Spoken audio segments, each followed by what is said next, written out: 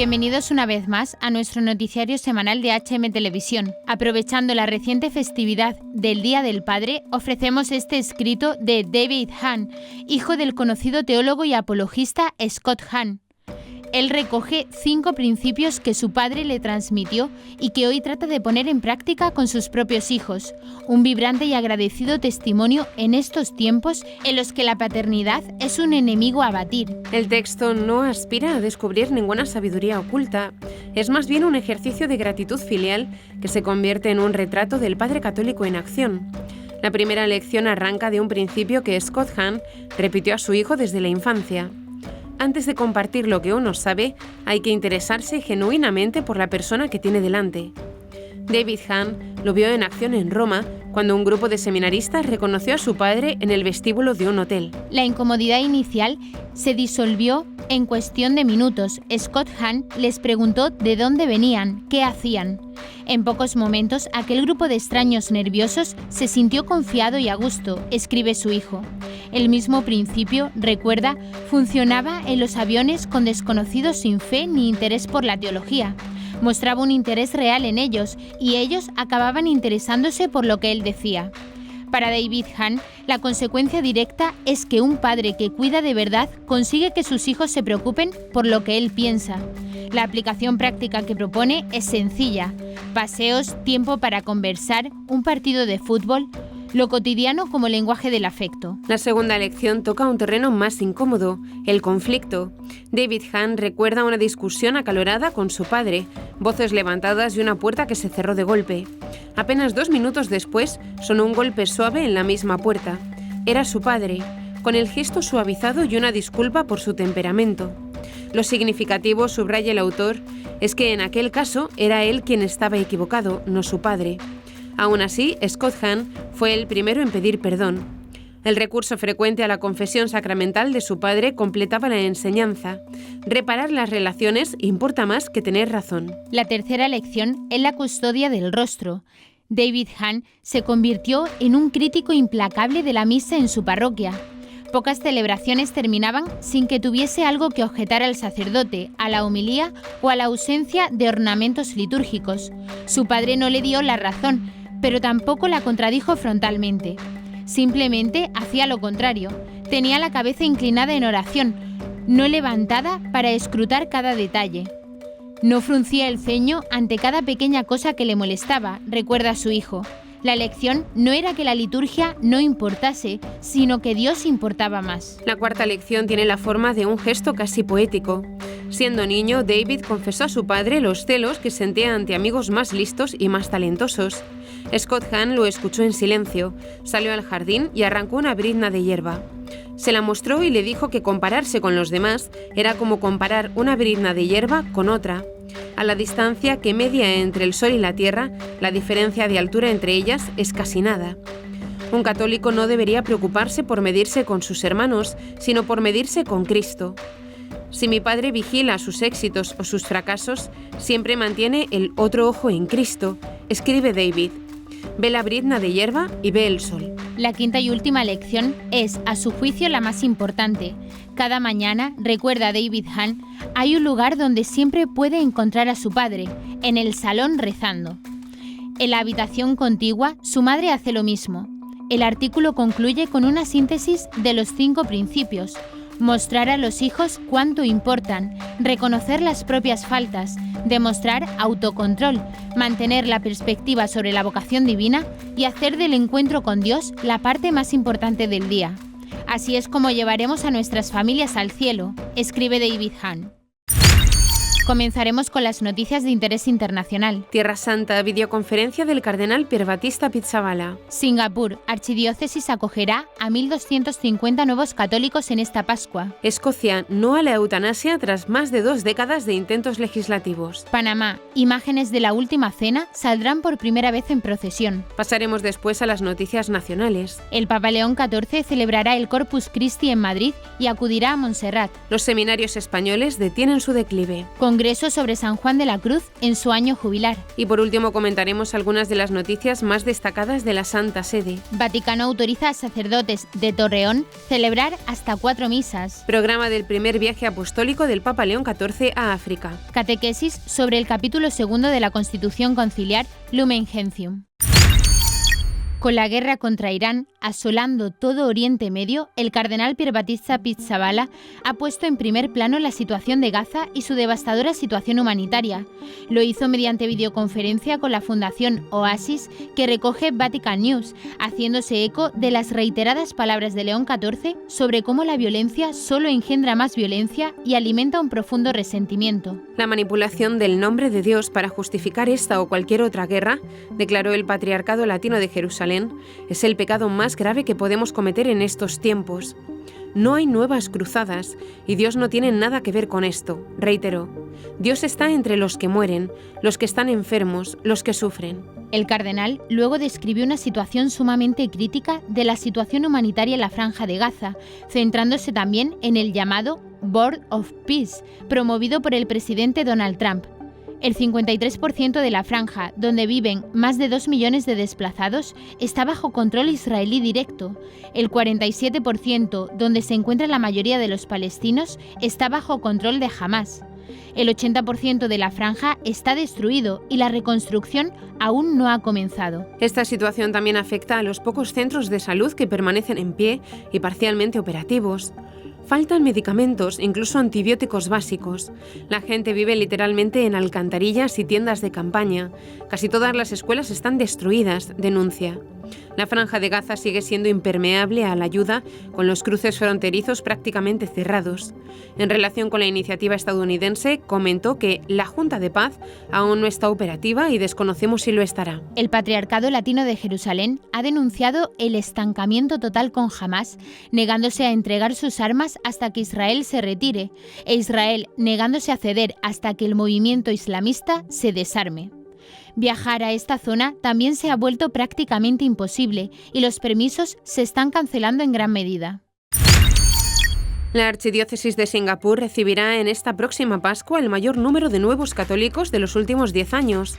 Al rito de elección que se celebró en diversas parroquias acudieron 1.089 catecúmenos, a los que se sumaron 158 candidatos de diversas denominaciones cristianas. El fin de semana del 21 y 22 de febrero, unos 978 catecúmenos y 155 candidatos participaron en el rito de elección y llamado a la conversión continua en idioma inglés en la Iglesia del Inmaculado Corazón de María en Highland Road y la Iglesia de Cristo Rey en Ang Mo Kio. El 1 de marzo, la ceremonia tuvo lugar en idioma chino para 111 catecúmenos y 6 candidatos, según informa la misma archidiócesis. El director de la Oficina para Catequesis de Singapur, padre Terence Kesavan, explicó que puede haber incidido en este aumento de conversiones la intensificación de la evangelización activa de los jóvenes y la impresión positiva del catolicismo entre los singapurenses durante la visita del Papa Francisco en 2024, que dio a los laicos la oportunidad de compartir su fe con sus amigos y conocidos. Durante el registro de nombres, algunos de los elegidos y candidatos tuvieron la oportunidad de compartir sus historias de fe con el cardenal Go. Entre otros, se encontraba la doctora Susana Bay, de 55 años, directora académica del Instituto Nacional de Desarrollo de la Primera Infancia. Ella explicó que, aunque era protestante, se sintió atraída por las iglesias católicas y sus amigos católicos. Mientras se preparaba para el matrimonio hace unos 20 años, su pastor la animó a asistir al curso católico de preparación matrimonial con su futuro esposo, ya que era exhaustivo y profundo.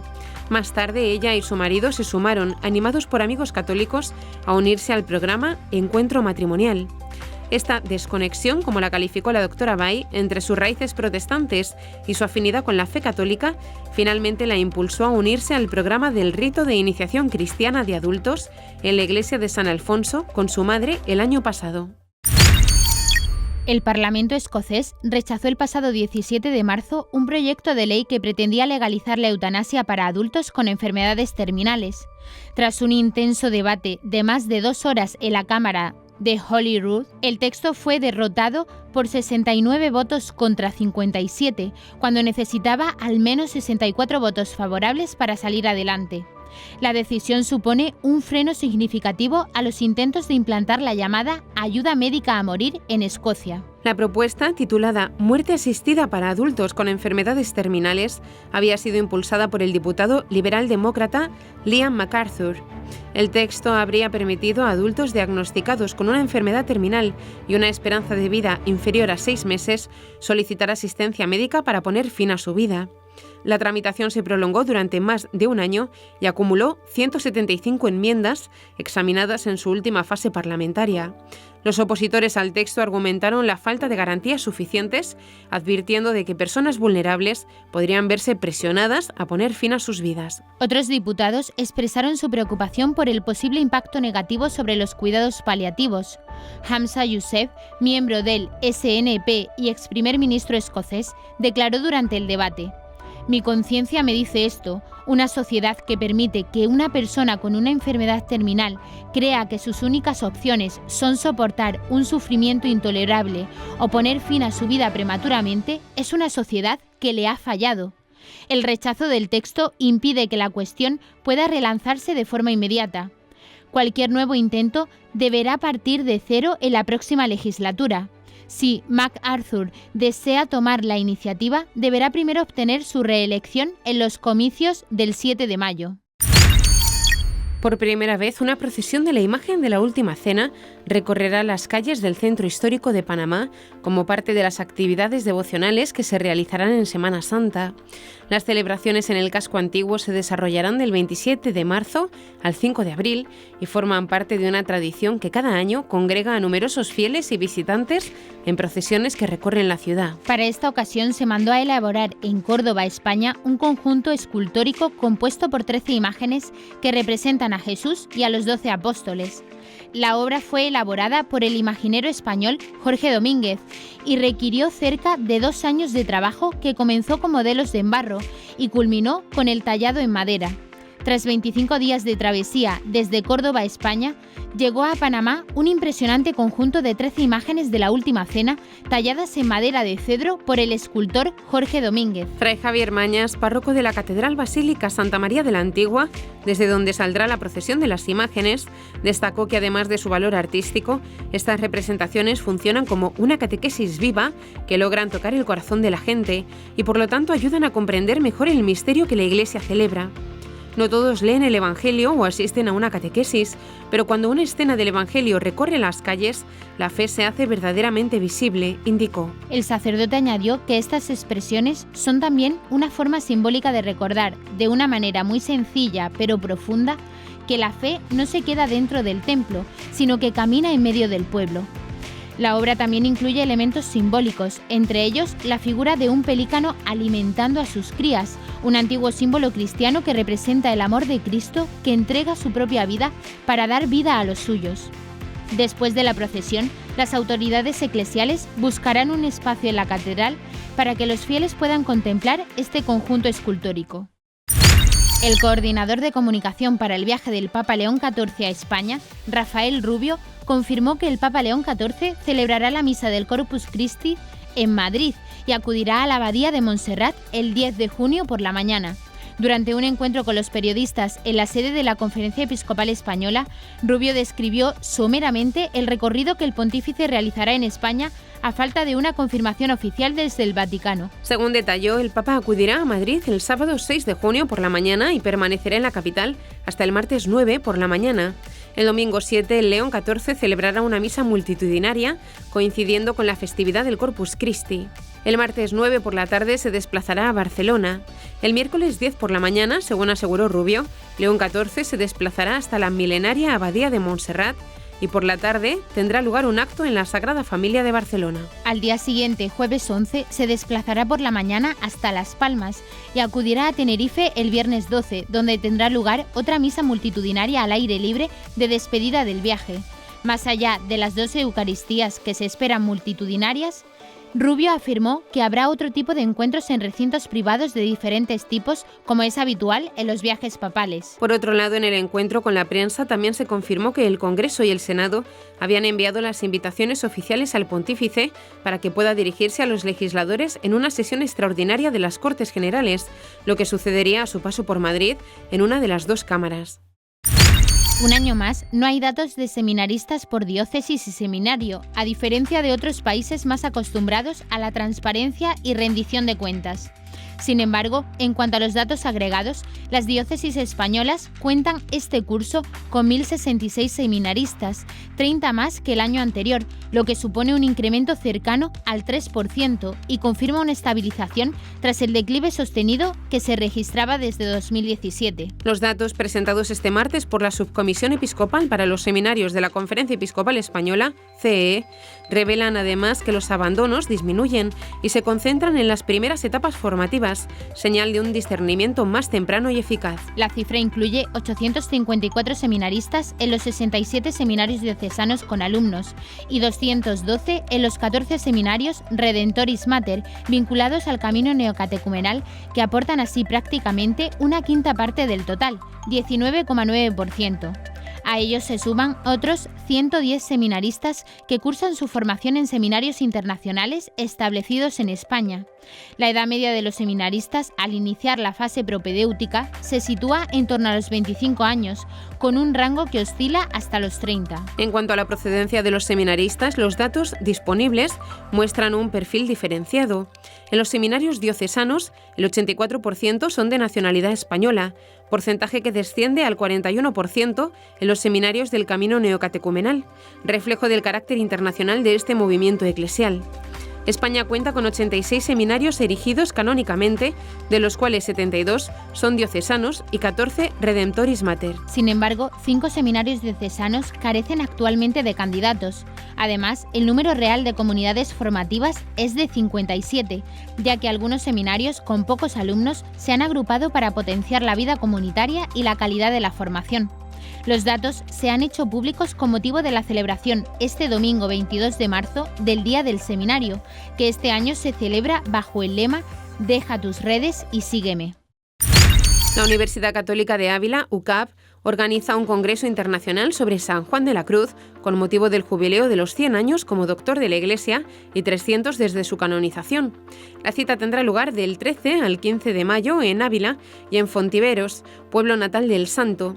La rectora de la UCAV, María del Rosario Sáez Yuguero, señaló en la presentación del Congreso que el objetivo es rendirle homenaje y que puedan participar tanto especialistas como toda la sociedad. El director del Congreso, Fernando Romera, subrayó que la obra de San Juan de la Cruz es riquísima y muy amplia y es muy buen momento para que los ciudadanos de Ávila y todos los interesados en la literatura la conozcan, ha indicado. Romera definió el programa del simposio como completo e intenso, que abordará de forma integral la obra y la vida del santo reformador de la Orden del Carmelo. Para la vertiente literaria contarán con ponencias a cargo de algunos de los catedráticos más reconocidos en la literatura del siglo XVI, como el poeta Carlos Fernández Aganzo o Javier San José Lera, de la Universidad de Salamanca. Para abordar su obra espiritual también acudirán especialistas como Esther Borrego Gutiérrez, de la Universidad Complutense de Madrid, UCM, el carmelita José Damián Gaitán de Rojas, Juan Antonio Sánchez Hernández de la UCAV o Javier Huerta Calvo de la UCM. Junto a estas sesiones habrá espacio para mesas redondas, conferencias plenarias y diferentes actividades complementarias del orden poético y de la música, resumió el director del Congreso. La diócesis de Torreón, ubicada en el estado mexicano de Coahuila, informó que la Santa Sede autorizó ampliar el número de misas que pueden celebrar sus sacerdotes. Sin embargo, advirtió que esta medida no debe convertirse en una práctica habitual, pues no es sano. De acuerdo con el Código de Derecho Canónico, en el número 905, no es lícito que el sacerdote celebre más de una vez al día. No obstante, la norma prevé que cuando haya escasez de sacerdotes, el ordinario del lugar puede conceder que con causa justa celebren 2 veces al día e incluso, cuando lo exige una necesidad pastoral, 3 veces los domingos y fiestas de precepto. En un comunicado compartido el 13 de marzo, Monseñor Luis Martín Barraza Beltrán, obispo de Torreón, explicó que el Dicasterio para el Culto Divino y la Disciplina de los Sacramentos respondió positivamente a la solicitud que envió el 22 de octubre del 2025 de extenderlo una misa más. Con esto ahora los sacerdotes podrán celebrar 3 misas entre semana, además de 4 los días de precepto, como los domingos. A pesar de la autorización, el obispo pidió considerar el espíritu de la norma canónica que busca cuidar la salud física y espiritual del sacerdote. No es sano celebrar ordinariamente 3 misas diarias, 4 o 5 los sábados y 5 o 6 los domingos, advirtió el prelado. En cambio, llamó a promover en los fieles una participación plena, consciente y activa en las celebraciones litúrgicas que ya se tienen. El Vaticano ha publicado el itinerario oficial del primer viaje apostólico del Papa León XIV a África, previsto del 13 al 23 de abril. La visita llevará al Santo Padre a 4 países, Argelia, Camerún, Angola y Guinea Ecuatorial, y marcará su primer viaje al continente desde su elección al pontificado en mayo de 2025.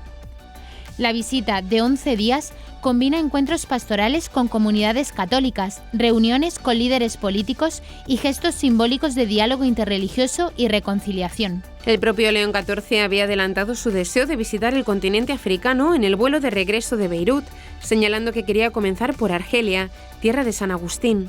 Así, el pontífice partirá de Roma Fiumicino el 13 de abril a las 8 de la mañana, con destino a Argel. La ceremonia de bienvenida tendrá lugar en el Aeropuerto Internacional Ouari Boumediene.